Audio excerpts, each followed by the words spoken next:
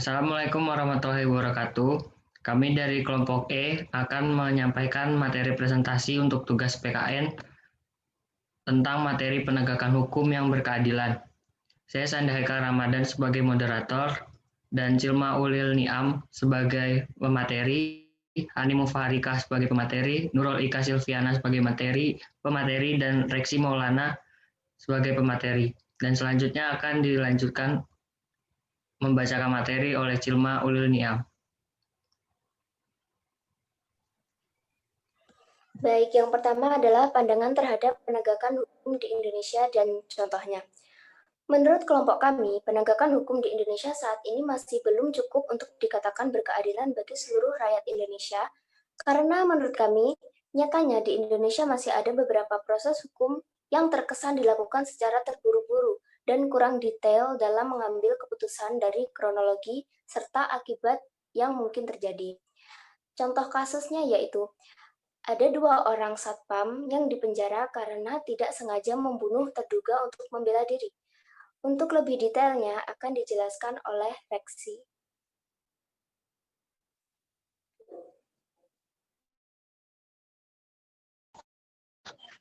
Baik, terima kasih. Saya akan menjelaskan tentang kronologi kasus yang terjadi di Teluk Bayur, yaitu kepada 2 satpam. Satpam ini bernama Effendi Putra dan Eko Sulistiono. Keduanya divonis bersalah atas kasus penganiayaan yang menyebabkan hilang nyawa seseorang di tempat mereka bertugas pada 1 Januari 2020.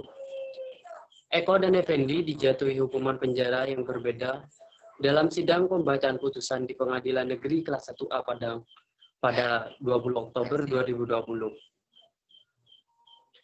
Keduanya divonis karena dianggap telah menghilangkan nyawa seseorang, yakni adik Firdaus, seorang pria yang ingin mencuri di kawasan Pelabuhan Teluk Bayur, Kota Padang, Sumatera Barat.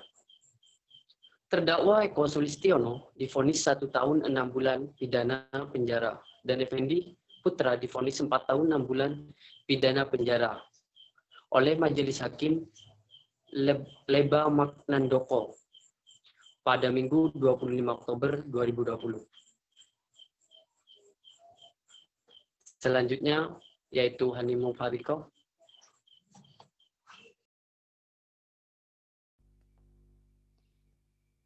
Permasalahan utama penegakan hukum di Indonesia.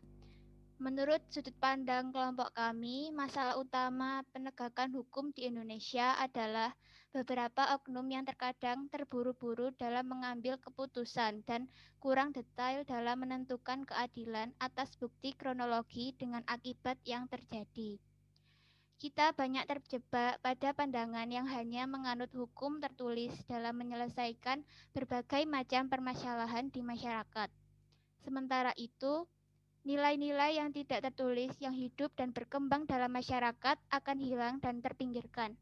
Untuk itu, diharapkan adanya reformasi dalam tatanan hukum dengan melibatkan dan melihat pada kebutuhan rakyat dan situasi sosial politik pada saat ini. Sekian dari saya, selanjutnya akan disampaikan oleh teman saya.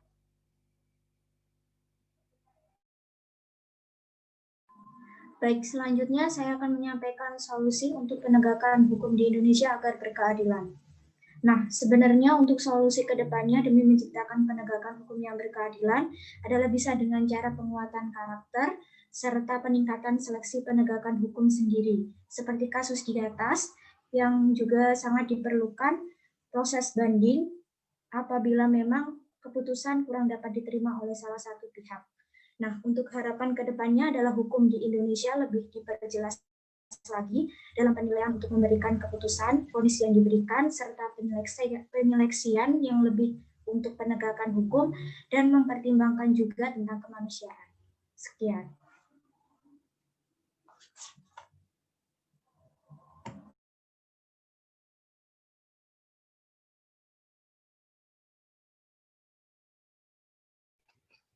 Demikian tadi presentasi kelompok kami.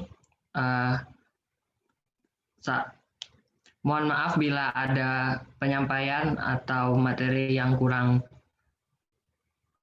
Baik, oleh